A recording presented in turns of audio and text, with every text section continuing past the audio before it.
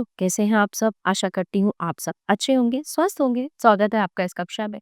आइए आज हम पढ़ते हैं हिंदी व्याकरण का पाठ 1 भाषा, लिपि और व्याकरण। भाषा शब्द संस्कृत की भाष धातु से बना है, जिसका अर्थ है बोलना। मनुष्य एक सामाजिक प्राणी है। समाज में रहते हुए वो अपने मन के विचारों एवं भावनाओं को बोलकर, लिखकर एवं संकेतों द्वारा व्यक्त करता है। ठीक है। चौराहे पर खड़ा सिपाही मुंह से कुछ नहीं कहता, बल्कि संकेतों द्वारा वाहनों को चलने रुकने का संकेत करता है। रेलगाड़ी का गार्ड हरी झंडी दिखाकर गाड़ी चलने का संकेत देता है ना, जिसको हम इंग्लिश में कहते हैं साइन लैंग्वेज। कभी कभी हम आंख दबाकर, सिर हिलाकर, भौहें चढ़ाकर, हाथ हिलाकर या अंगुली से इशारा करके भी अपनी बात को प्रकट करते हैं। लेकिन इन संकेतों द्वारा अपनी बात को एक सीमा तक ही प्रकट किया जा सकता है, जबकि बोलकर या लिखकर हम अपनी बात स्पष्टता से और असीमित रूप में प्रकट कर सकते हैं। भाषा वह साधन है जिसके द्वारा मनुष्य अपने मन के भावों एवं विचारों को बोलकर तथा लिखकर प्रकट करता है और दूसरों के विचारों को सुनकर व पढ़कर समझता है। संसार में अनेक भाषाएं बोली जाती हैं, जैसे हिंदी, अंग्रेजी, संस्कृत, अरबी, चीनी, जापानी, फ्रेंच आदि। प्रमुख भारतीय भाषाएं पंजाबी, गुजराती, बांग्ला, मलयाल, तमिल, तेलुगु, गुजराती, कन्नड़, उर्दू आदि। विश्व की प्रमुख भाषाएं हिंदी, जर्मन, अंग्रेजी, फ्रेंच, चीनी, जापानी, रशियन, पश्तो, पोलिश, फारसी, अरबी आदि। भाषा के रूप। भाषा के मुख्यतः दो रूप ही स्वीकृत हैं: मौखिक या कथित रूप, लिखित रूप।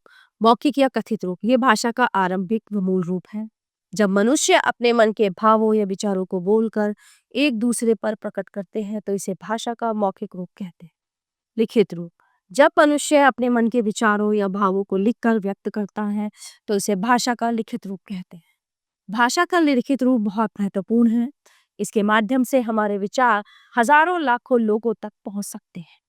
लिखित भाषा में हम अपने विचारों को लंबे समय तक सुरक्षित भी रख सकते हैं। शिक्षा व ज्ञान विज्ञान के प्रसार में लिखित भाषा का ही योगदान होता है। हिंदी और अन्य भाषाएं। हिंदी विश्व में सबसे अधिक बोले जाने वाली भाषाओं में तीसरा स्थान रखती है। ये भाषा भारत के एक कोने से दूसरे कोने तक बोली या समझी जाती है, अतः ये देश की राष्ट्रभाषा मानी जाती है। 14 सितंबर 1949 को भारत की संविधान सभा ने हिंदी को भारत की राजभाषा के रूप में मान्यता दी थी। 14 सितंबर को प्रतिवर्ष हिंदी दिवस भी मनाया जाता है। भारत में अनेक भाषाएं बोली जाती हैं।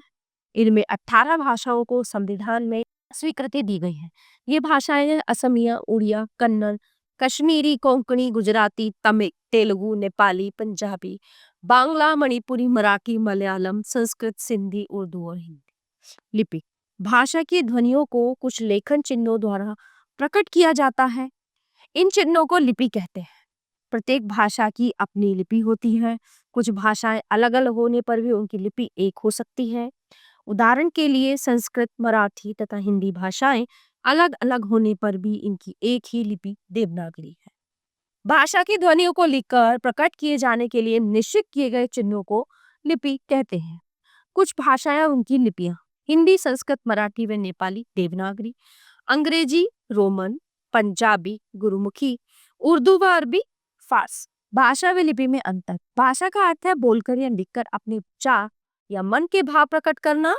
भाषा को लिखने की विधि लिपि कहलाती है, अर्थात भाषा बोली जाती है जबकि लिपि लिखी जाती है। बोली किसी विशेष अंचल या क्षेत्र विशेष में प्रयोग किया जाने वाला भाषा का स्थानीय रूप बोली कहा जाता है। हरियाणवी, राजस्थानी, मारवाड़ी, भोजपुरी आदि बोलियां हैं। उपभाषा जब बोली के क्षेत्र का विस्तार हो जाए और उसमें साहित्य भी लिखा जाने लगे तो बोली उपभाषा बन जाती है, जैसे ब्रिज व अवधि। व्यापक प्रत्येक भाषा की अपनी एक व्यवस्था होती है जो कुछ नियमों के आधार पर चलती है।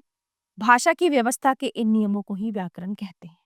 व्याकरण वह शास्त्र है जिसके अध्ययन से किसी भाषा को शुद्ध लिखना, पढ़ना व बोलना आ जाता है। व्याकरण के ज्ञान से हम भाषा के मानक रूप का प्रयोग सीखते हैं। व्याकरण सम्मत भाषा को ही शुद्ध भाषा कहा जाता है। अतः भाषा की शुद्धता और एक रूपता बनाने में व्याकरण बहुत उपयोगी होता है। व्याकरण के अंग। व्याकरण के निम्नलिखित 4 अंग होते हैं: वर्ण विचार, शब्द विचार, पद विचार, वाक्य विचार। तो सबसे पहले हम बात करेंगे वर्ण विचार की। व्याकरण के इस भाग में वर्णों की बनावट, भेद आदि पर विचार किया जाता है। व्याकरण के इस भाग में शब्दों की बनावट, उत्पत्ति एवं भेद आदि पर विचार किया जाता है। शब्द जब वाक्य में प्रयुक्त किया जाता है तो वह पद कहलाता है। इस भाग में पद और उसके भेदों आदि पर विचार किया जाता है। वाक्य विचार व्याकरण के जिस भाग में वाक्यों की बनावट, भेद, शुद्धता आदि पर विचार किया जाता है उसे वाक्य विचार कहते हैं। तो देखते हैं इस पाठ में हमने क्या जाना कि भाषा के द्वारा मनुष्य अपने मन के विचारों और भावों को प्रकट करता है और दूसरों के मन के विचारों एवं भावों को समझता है। ठीक है। हिंदी भाषा की राजभाषा व राष्ट्रभाषा है। 14 सितंबर को हिंदी दिवस मनाया जाता है। भाषा की ध्वनियों को लिखकर प्रकट करने के लिए जो चिन्ह निश्चित किए गए हैं उन्हें लिपि कहते हैं।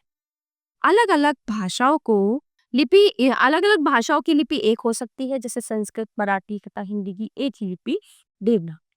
किसी क्षेत्र विशेष में प्रयोग किया जाने वाला भाषा का स्थानीय रूप बोली कहा जाता है। जब बोली का विस्तार होकर उसमें साहित्य रचना होने लगे तब वह उपभाषा कहलाती। व्याकरण वह शास्त्र है जिसके अध्ययन से किसी भाषा को शुद्ध लिखने, पढ़ने व बोलने का ज्ञान होता है। व्याकरण भाषा को मानक रूप व एक रूपता प्रदान करता है। तो प्यारे बच्चों, ये हमारा पाठ यहीं पे समाप्त होता है। आशा करती हूँ आपको अच्छे से समझ आया होगा। मिलते हैं अगली कक्षा में। धन्यवाद।